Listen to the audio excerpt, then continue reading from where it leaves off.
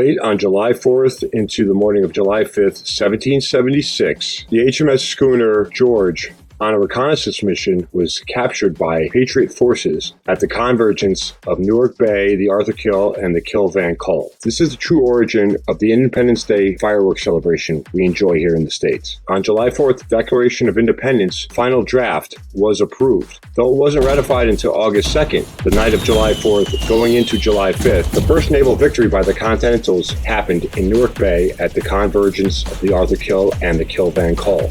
Lighting up the sky with rockets, batteries from Bayonne and Elizabethtown barraged the HMS schooner George, lighting it ablaze. Its crew abandoned ship and rowed to safety at Staten Island, then controlled by the British. The Patriots were able to relieve 10 out of 12 guns from the disabled ship that they taxied onto the Elizabeth Point.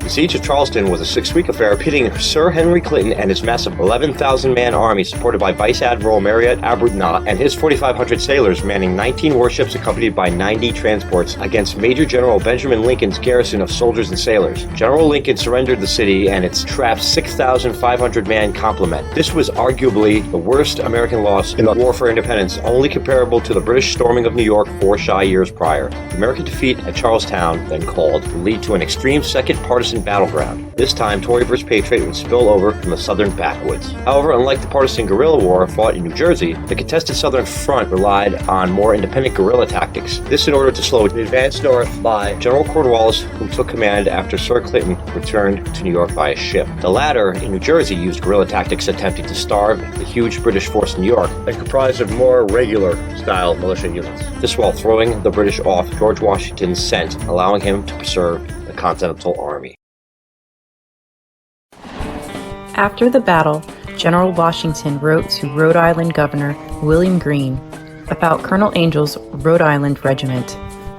The gallant behavior of Colonel Angel's regiment on the 23rd of June at Springfield reflects the highest honor upon the officers and men. They disputed an important pass with so obstinate a bravery that they lost upwards of 40 in killed, wounded, and missing before they gave up their ground to a vast superiority of force. The ready and ample manner in which your state has complied with the requisitions of the Committee of Cooperation, both as to men and supplies, entitles her to the thanks of the public and affords the highest satisfaction to Sir, Your Excellency's most obedient servant, George Washington. After lining up a far superior force on the field, Marwood sent the 42nd Grenadiers to flank the small colonial force, and the 42nd reached its position. However, the outflanked colonials did not flee in the face of the maneuver. Volleys from the regiment and 2 regiments of Pennsylvania ripped out from the northern wooded area, and Maxwell's trap went to full force. The volley from some 300 colonials cut down 26 Grenadier flanking forces from behind and caused general panic. The coordinated action now left the British and Hessian forces outflanked from behind. As soon as the trap was set and Marwood was outflanked, he was able to maintain order and wheel out his regiments from the field with no hesitation. Although decisively beaten tactically, the discipline of his troops allowed him to preserve his force, escaping back onto the highway, which didn't end there, as the victorious colonials continued along St. George's Avenue, firing upon the defeated British and harassing them until around 8 p.m., all the way back to Perth Amboy. The Forge War, a pivotal part of the New Jersey campaign, occurred after Washington's crossing of the Delaware River and the victories at Trenton and Princeton. This series of smaller engagements from January 1777 changed the balance of power in large sections of New Jersey and set the stage for holding the British with only one significant foothold in the state, from Perth Amboy to New Brunswick. This guerrilla war would affect the British ability to supply her troops and horses with much-needed supplies, forcing the British to expand supply lines, importing large amounts from Britain, Rhode Island, and the West Indies. This limited the Crown's movement and troop strength for the rest of the Jersey campaign. This period of small engagements with the formation of special forces units incorporating tactics from the French and Indian War and overall rebel success that winter would play a role benefiting the new United States in larger engagements later, like the battles of Monmouth and Brandywine.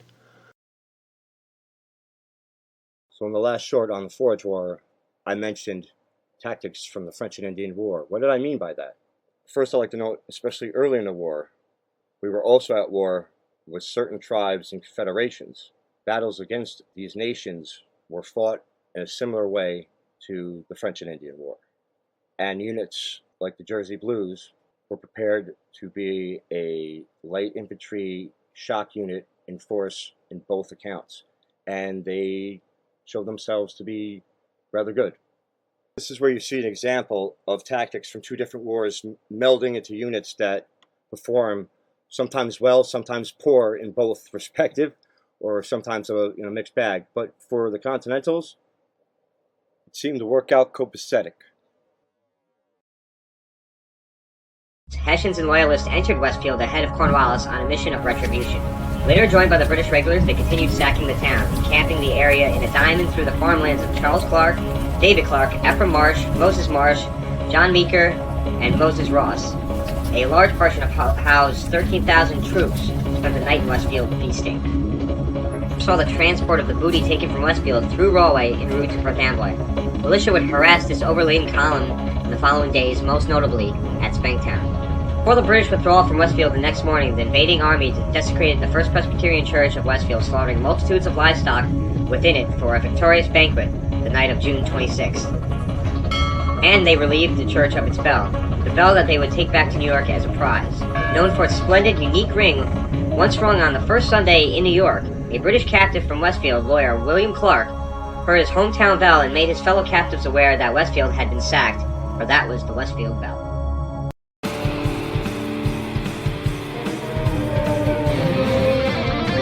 It was here, on Christmas night of 1776, that George Washington rallied his troops for an adventure almost beyond the capacities of their freezing and nearly starved bodies.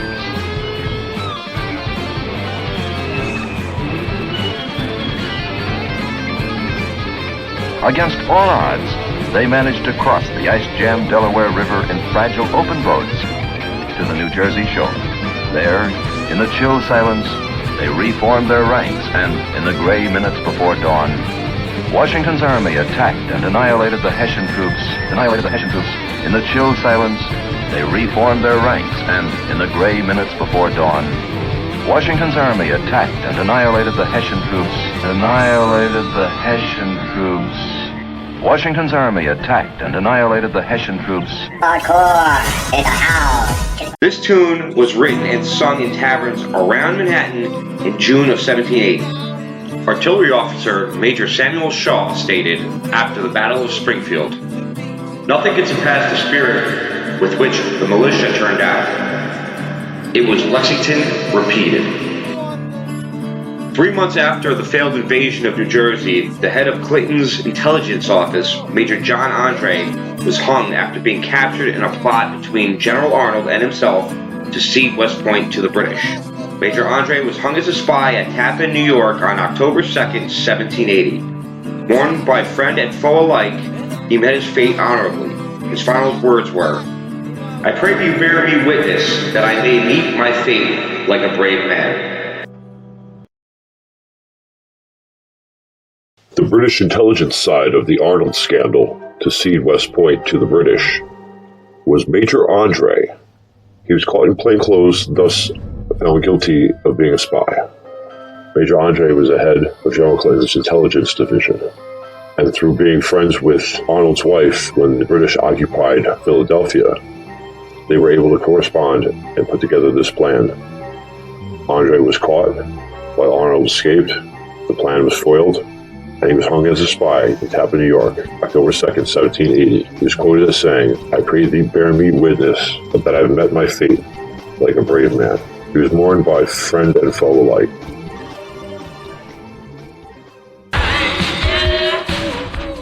When I learn new information, I make a correction. Now, we talked about the Battle of Short Hills, what we like to call the Battle of the Galway, Sterling's incredible hold at Westfield that allowed the Continentals to escape. Now, this was most likely decided on the fly, but apparently Washington wanted him to take the entire force and keep retreating up the mountain. Now, in hindsight, the sacrifice of having 125 men captured and losing 2 of 3 guns at that position was certainly a reasonable sacrifice, considering half of Cornwallis's 12,000 column was engaged, and then after the British were able to dislodge the Continentals, they sacked Westfield, with the majority of the 5,000-man Continental Army preserved and free to continue its force in a guerrilla war, with Howe's army strung out for miles, marching across New Jersey. Howe realized that would be madness to march all the way to Philadelphia, so he decides to march him back to Perth Amboy, board ships, and capture Philadelphia by coming up the Chesapeake Bay, avoiding the Continental's navy. The morning of the 7th of June 1780, Niflheim's vanguard of Hessian and Loyalist troops poured out from the point. The vanguard encountered stiff resistance briefly at a few points along Elizabeth Avenue, but professionals and Loyalist militia took Elizabeth relatively easily. Niflheim was unaware that the force was strategically falling back to meet up with a larger force under Maxwell at Connecticut Farms. General Greene anticipated the Redcoats would not waste time. Greene knew that Elizabethtown was indefensible and decided to fall back to Connecticut Farms, but was in need of delaying the British advance to amass the majority of the American forces on the heights above the town. This fell to Colonel Elias Dayton's force of a few units New Jersey Continentals and militia. The first strokes of luck when the Loyalist militia began looting the town. The second when British Brigadier General Sterling leading Niflheim's advance troops was hit by a Minuteman. Both of these factors significantly slowed the Crown's advance. The Foliant allowed the amassment of Maxwell's men sent to Connecticut Farms and the tactically retreating forces of Greene, augmented then Dayton's men from Elizabeth. On June 6, 1780, when Colonel Knyphausen, without the orders of General Clinton, passed from Staten Island onto Elizabeth Point, there was a series of skirmishes and battles that attempt to get to the Hobart Gap. The first one was the Battle of Connecticut Farms, where Knyphausen was turned back. The second was the Battle of Springfield. For the Patriots, Daniel Greene commanded the American forces atop Elizabethtown, where the old barracks was that was burned down a year prior by the British. Casualties for the last invasion are as follows. After I'm gone, your Earth will be free to live out its miserable span of existence. One of my satellites. The Continental Army and the militia, total of 23 killed, 89 wounded, 10 captured, and 9 missing. For the British, was 25 killed, 234 wounded, and 48 missing. These were the battles of Connecticut Farms and Springfield, engaged by 6,000 British and 1,500 Americans. Oh, we can get extra money if we find this Bobby French. Are you guys in with me? Yeah, we're in. Let's find Bobby French. We're in Westfield. Hello? Hello? Who is it? London calling and cup of tea, lady. We are gonna be looking around your place tonight, and we're catching this Bobby French. Now, Bobby's not here. He's still at town. But would your troops enjoy a bit of food first? dinner time approaches. We're here for this money and this reward, and it's as good as ours. So you find a Bobby French. Mrs. French proceeded to serve the enemy troops a hot meal. They quickly became a loud and boisterous lot. Louder and boisterous than we already are? My, you young men certainly are hungry. Anything else I can get you? Well, the food is good, but the cider's superior. Oh, I'm sorry, but all the cider is in the barrel in the cellar. The cellar, you say? Come on, boys, let's get us some cider. Damn right, boys. They're all London downstairs calling. enjoying themselves around the cider barrel. Rachel quickly slams the cellar door shut. Iron.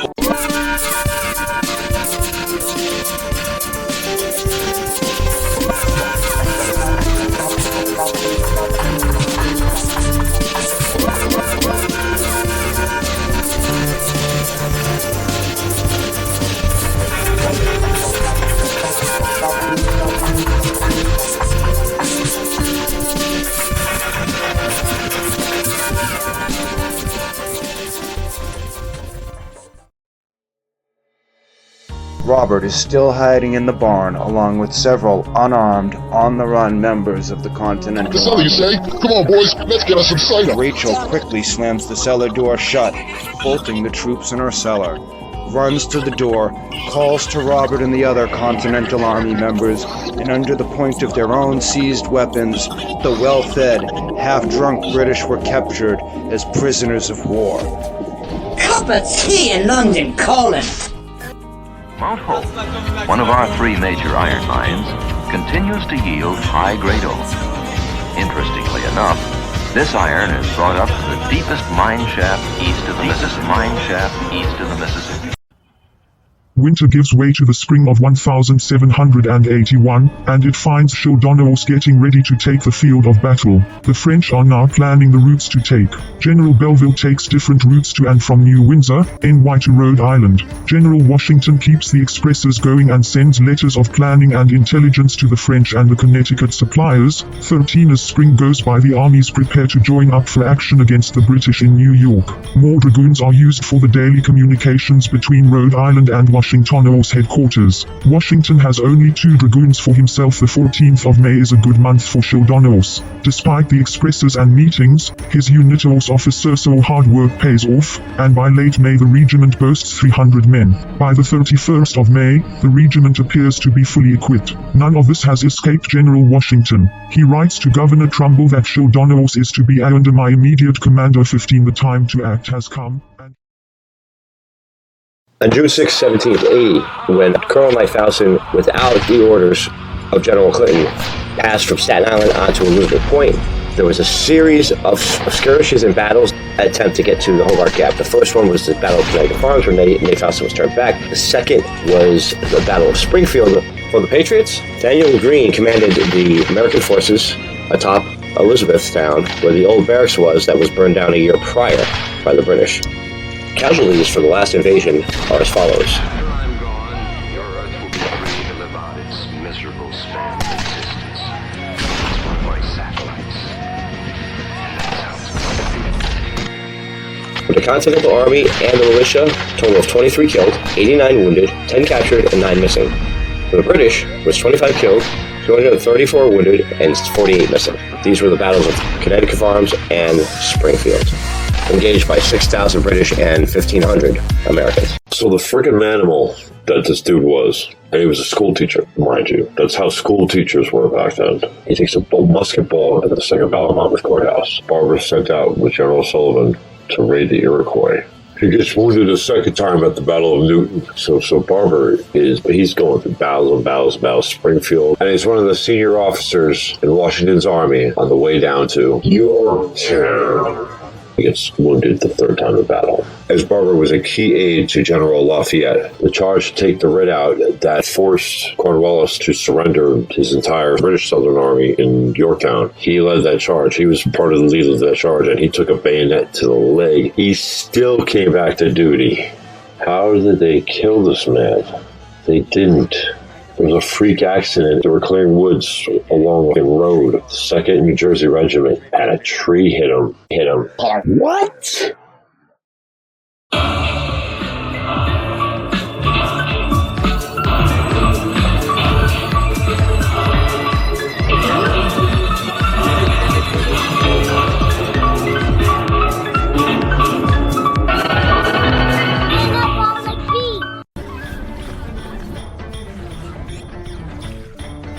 Jones and the crew of the USS Ranger sailed out into the Atlantic on November 1st, 1777, headed towards the port city of Brest in France, where they could resupply and refit this early U.S. naval sloop. These rascals on their way over were able to seize 2 merchant ships from the British before they even got to their first port. The commander and the crew get into port, and Jones just starts tricking this sloop out to make it look like any ordinary merchant vessel. I mean, he's hiding the gun ports so that nobody thinks there's any guns except for the one gun that's always on the deck, you know what I'm saying? He's straightening masts, he's changing the kinds of sails, he's adding sails, it's nuts. And the plan is to have free access throughout most of the coast of Great Britain because nobody's be any of the wiser looking at that ship. So, will it work?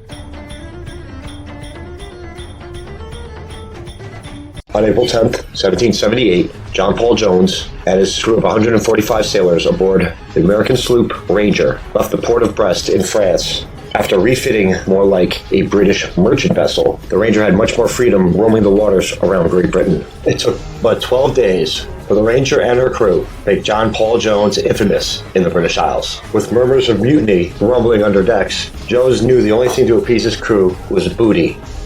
Big booty. And a lot of it. So they entered the British port of Whitehaven, where 2 boatloads of the crew embarked on their mission of confusion. Jones and other crew members take out 2 guns. There were traitors amongst the migrating rabble that was unleashed on the town of Whitehaven, and they warned the town. So this whole big commotion happens, and the crew gets Chevy Chase back to the ship. Wait till you hear what these salty bastards did that night. The next day gets spicy. Once safely aboard the vessel and headed towards Scotland, John Paul Jones organized another landing party, this time to capture the Earl of Selkirk. The Earl wasn't home, but his wife was, and the pirates were just fine with that. They took the silver, and then remember I said that you won't believe what these guys are going to do next? They sat and had tea. Had sit-down tea in the estate with the wife. You know, upper class, above board, British bullshit. Those were just the pirates from Piscataqua, returning to the Piscataqua. So it's these dudes from the Piscataqua River in the Americans, in New England, having tea. The Earl of Elkirk's freaking wife, because he ain't there. I think it's a little strange. Maybe there was some kind of, who knows, something to look into. That said, another odd thing, John Paul Jones bought the silver back from his crew and sent it back to the Earl and his wife with a note, apologizing for having to take that. Pretty wild. Washington knew that the New Jersey hills controlled New York and Philadelphia. And just as important, he knew that these hills were rich in the most vital war material of those critical days, iron. Oxford Furnace in Warren County is merely a picturesque ruin today, but from its beginning in 1742, and particularly during the years of the Revolutionary War, its iron played a decisive role in the destiny of America. Men still look to the New Jersey hills for iron. Mount Hope, one of our 3 major iron mines, continues to yield high-grade ore. Interestingly enough, this iron is brought up from the deepest mine shaft east of the Mississippi. Mine shaft east of the Mississippi. Mine shaft east of the Mississippi. Mine shaft east of the Mississippi. Deepest mine shaft east of the Mississippi.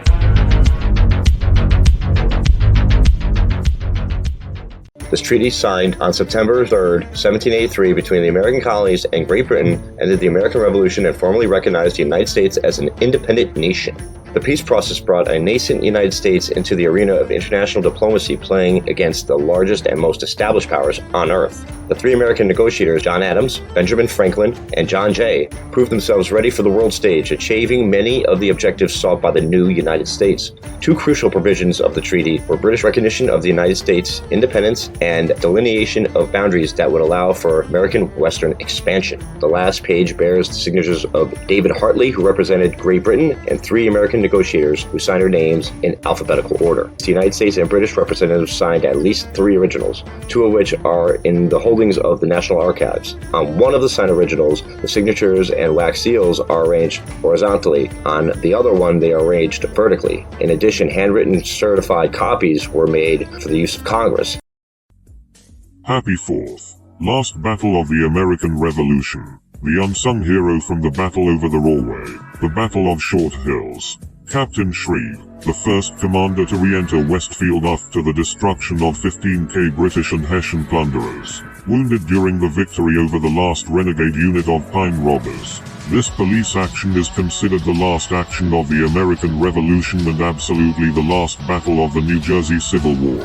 His victory during Christmas of 1783 also wounded the refugees' leader Captain Bloody John Bacon, who was captured a few months later. Have a great 4th everyone. Maybe here in Jersey say some words of thanks to the Shreve family this year. Remember all and we all win.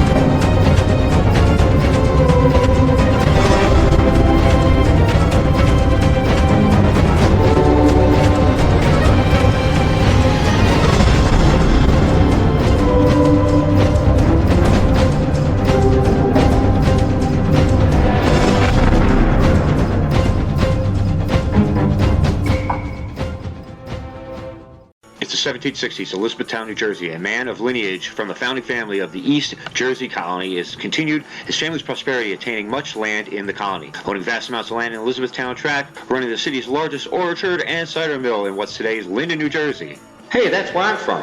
Cornelius Hatfield Jr. liked the status quo. Tensions in the colonies were rising. Then at the age of 65, boom, American Revolution. He didn't like that. It wasn't good for business. Cornelius, at advanced age, picks up his expensive rifle and sword and fights for the king. He quickly made a name for himself by rooting out many of his patriot neighbors. He carried out several raids and men in the middle of the night. On the battlefield, he seemed to have a knack for butchering his enemies and was lured to have killed more men than any other British officer, regular or provincial, during the conflict. He was extremely vengeful and violent, so much so notoriously brutal officers like Major Tarleton and Captain John Graves Simcoe found him beyond the pale. Scary. He even was implicated in a cold-blooded murder of a business competitor, Mr. Ball. For the British forces, they left for New York. Captain Hatfield's lands and possessions were seized. He was the first man to throw a torch to burn the Presbyterian Church down in Elizabeth in 1780. You know, the one where his father served as the alderman for 40 years? A surviving random chronicle diary found from the time includes a thought about Hatfield and describes him as most horrifyingly malicious, being Linden's first psychopath and all. Captain John Bacon is one of the most notorious of the legendary pine robbers, outlaws who preyed on rebel and Tory alike in the desolate lands of the colonial eras New Jersey Pine Barrens. He gained his captain title from the Board of Associated Loyalists formed in New York under a charter from William Franklin, son of Benjamin Franklin. In December 1782, Bacon was a marked man. On the 3rd of April, 1782 he was caught and shot. The militia carried his body to Jacobstown, when his mother claimed his body for a private burial. It is said his grave marker is gone, but he was buried at the cemetery in Arneytown. He had a wife and 2 sons who lived in Pemberton. John Bacon's origins are not known. He first appeared in public documents in 1775 as a shingler in Monmouth County, New Jersey, required to appear in local court for unpaid debts. Bacon, the refugee leader, served at one point in the Patriot militia, but subsequently joined with the Loyalist side. Bacon's subsequent death several months after this engagement, the Cedar Bridge Tavern in New Jersey, is often characterized as the last casualty of the American Revolutionary War. Cole Francis Barberano Furioso was wounded 3 times during the American Revolution. His last wound was received during the Battle of Yorktown when stabbed he was with a bayonet in the assault on the 14th of October, 1781. Yes. He recovered and yes, he returned to duty, being made a colonel in the 2nd New Jersey Regiment on the 7th of January, 1783. General Washington was quoted upon hearing the news. Men of higher rank, more wealth may die, but there is but one Francis Barber. Wait, Phil, he died. Yes. How did the British finally stop the Barber? They didn't. A tree fell on him in a freak accident while his regiment was clearing a wood. They didn't. A tree fell on him in a freak accident while his regiment was clearing a wood. Did cabbage really help the Americans win the American Revolution? It turns out that Abraham Woodhull of Washington's Culper Spy Ring was a cabbage farmer in 1778. He ingratiated himself into the good graces of the magistrate by being jailed by the rebels caught selling cabbage in New York City. This was all a ruse in order for Washington and his spy masters to place Woodhull in a position to give him the best field information possible. In the show, it is shown in the docudrama Turn about the Culper Spy Ring that was produced by AMC that Woodhull sells cabbage to the Hessians and finds out where they're going to be. I could not confirm or deny this, but we do know that the cabbage farmer, Abraham Woodhull, got into the good graces of the British through a ruse, where he was arrested by patriots after selling cabbage to the British in New York. This agent's placement, how cabbage helped win the American Revolution. Long Beach Island Massacre. In late October 1782, the neutral Belgians eagerly re-established trade with New Jersey as an end to hostilities with Britain ensured the Royal Navy would not confiscate their vessels.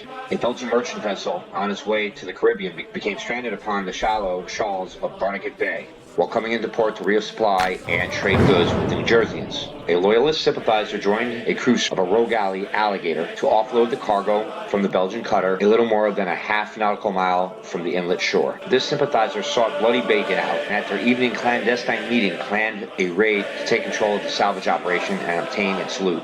The next night, exhausted, Captain Steelman and his men camped out on the beach. Unaware of the plot during the ceasefire, Captain Steelman's camp lay vulnerable. Bloody John and his refugees stealthily crept up, their steps muffled by the soft sand. Then the bandits killed all 20 men as they slept. The heinous act was condemned by Americans and British alike. The pine robbers could no longer veil their illegal operations as loyalists, but were now full-time outlaws. What we call the Battle of the Rahway known to historians as the Battle of Short Hills, saw the first use of the Stars and Stripes by the Continental Army in battle. It's the beginning of use of germ warfare by rubbing fungus over cartridges and musket balls. It was the first use in a major battle of a repeating rifle created by Captain Ferguson. He was the greatest sharpshooter in the King's Army. Ferguson's unit of about 200 sharpshooters using the Ferguson repeating rifle to fight the famed Daniel Morgan riflemen who were able to hold the hill for about 15 minutes before being driven off by a supporting infantry charge by 2,000 redcoats. It was the best of the best in the Anglo world of sharpshooting. This battle also had one of the greatest stands of the 18th century by any army anywhere in the world in Westfield, when about 500 men held off the might of the 16,000 men Northern British Army for an entire hour. There were so many redcoats, only about 6,000 were able to engage, preserving the Continental Army, which was able to escape to the natural citadel of the Watchung Mountains. Captain John Bacon is one of the most notorious of the legendary pine robbers, outlaws who preyed on rebel and Tory alike in the desolate lands of the colonial eras New Jersey Pine Barrens. He gained his captain title from the Board of Associated Loyalists formed in New York under a charter from William Franklin, son of Benjamin Franklin. In December 1782, Bacon was a marked man. On the 3rd of April, 1782 he was caught and shot. The militia carried his body to Jacobstown, when his mother claimed his body for a private burial. It is said his grave marker is gone, but he was buried at the cemetery in Arneytown. He had a wife and 2 sons who lived in Pemberton. John Bacon's origins are not known. He first appeared in public documents in 1775 as a shingler in Monmouth County, New Jersey, required to appear in local court for unpaid debts. Bacon, the refugee leader, served at one point in the Patriot militia, but subsequently joined with the Loyalist side. Bacon's subsequent death several months after this engagement, the Cedar Bridge Tavern in New Jersey, is often characterized as the last casualty of the American Revolutionary War. Captain Bacon and the Pine Robbers started out as the Refugees, a legitimate Loyalist unit under the Crown, fighting the Patriot forces in New Jersey. Over the course of the war, the brutality of Bacon and his men and their disregards for the norms of war and the procedure of the British led them to split ways. The unit became wanted by both American and British. So they went deeper into the Pines and continued with their partisan guerrilla war. Because not only was the American Revolution a fight between the British Crown and the United States and France, in New Jersey, it was also a civil war between Loyalist and Patriot. We see the same thing happen in South Carolina as well. This civil war in New Jersey will end in 1783, and it's actually considered the last official action of the American Revolution, a police action that happened at Cedar Bridge, which we'll be discussing in another short. Captain Bacon and the refugees, though in reality a gang, were still under the auspice of provincial soldiers in late December 1781. The Battle of Manahawkin. Bacon planned a raid for the new year. The small coastal village of Manahawkin will be his target.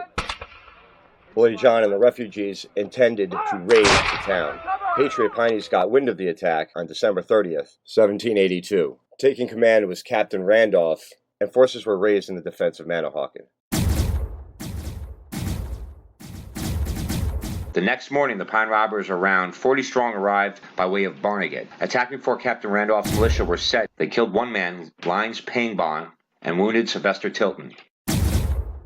Randolph regained control of the situation and repelled the raid. Bloody John never intended to battle for the town, rather to plunder its residents. Long Beach Island Massacre. In late October 1782, the neutral Belgians eagerly re-established trade with New Jersey as an end to hostilities with Britain ensured the Royal Navy would not confiscate their vessels. A Belgian merchant vessel on its way to the Caribbean became stranded upon the shallow shoals of Barnegat Bay, while coming into port to resupply and trade goods with the New Jerseyans. A Loyalist sympathizer joined a cruise of a rogue galley, Alligator, to offload the cargo from the Belgian cutter a little more than a half nautical mile from the inlet shore. This sympathizer sought Bloody Bacon out, and at their evening clandestine meeting planned a raid to take control of the salvage operation and obtain its loot. The next night, exhausted, Captain Steelman and his men camped out on the beach. Unaware of the plot during the ceasefire, Captain Steelman's camp lay vulnerable. Bloody John and his refugees stealthily crept up, their steps muffled by the soft sand. Then the bandits killed all 20 men as they slept. The heinous act was condemned by Americans and British alike. The Pine Robbers could no longer veil their illegal operations as Loyalists, and were now full-time outlaws. The Cedar Bridge affair, though considered the last battle of the American Revolution, in actuality was the final battle of the partisan civil war that raged in New Jersey. No longer Captain Bacon, as the British disavowed the scoundrel for leading the unsanctioned massacre on Long Beach Island, his band of cutthroat rogues were still at odds with the Patriots of the Pine Barrens. Patriot Captain Shreve, leading a contingent of Burlington militia, set out for Bacon and his men on Christmas Day, 1782. The New Jersey militia force consisted of light horse and infantry. These men were disciplined and well prepared. Unlike militia in many other colonies, these men had been at war for 8 years, with New Jersey being the front line of the fighting in the north. Overlooking the Cedar Bridge Tavern, Captain Shreve and his men would come to find that this particular tavern, though amicable to Patriots by day, had been a rendezvous for Tories at night. The refugees came upon the Patriots by chance when Captain Shreve and his men stopped at Cedar Bridge Tavern for rest. Bacon and his men were heading to the same watering hole and camped on a bluff across overlooking Cedar Bridge. Captain Shreve and his men would come to find that this particular tavern, though amicable to Patriots by day, had been a rendezvous for Tories at night.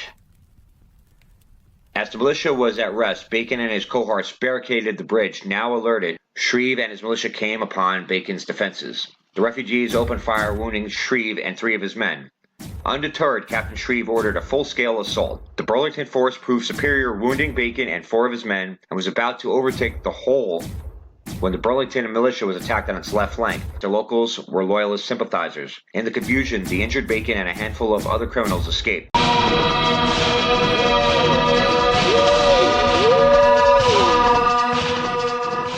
Remaining cool despite his wounds, Shreve took control of the engagement. His experienced militia didn't falter, with the front line holding down the pine robbers behind their defenses, while Burlington Light Horse forded the shallow waters, encircling almost the entire gang of refugees.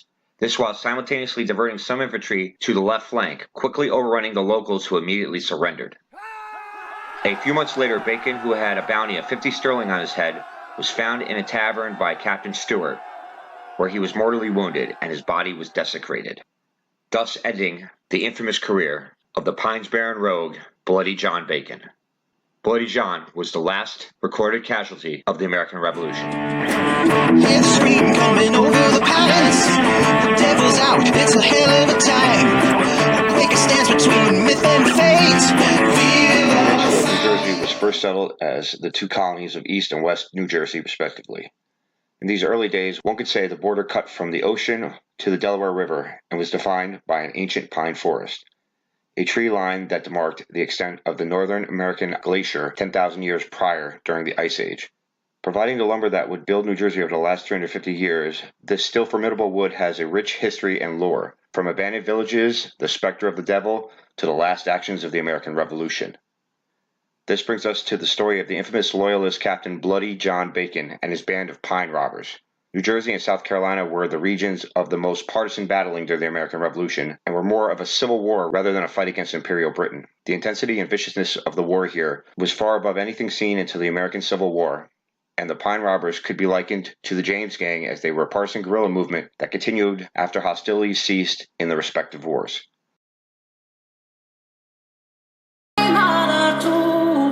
Someday I would buy valleys with good origin, sails to distant shores, stand up high in the proud, noble bark I steer, steady course for the havens, too many foemen, too many foemen, too many foemen.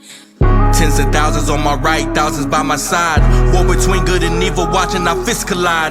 Battle for our freedom now, to the streets we ride. Flags waving all around, pages full of pride.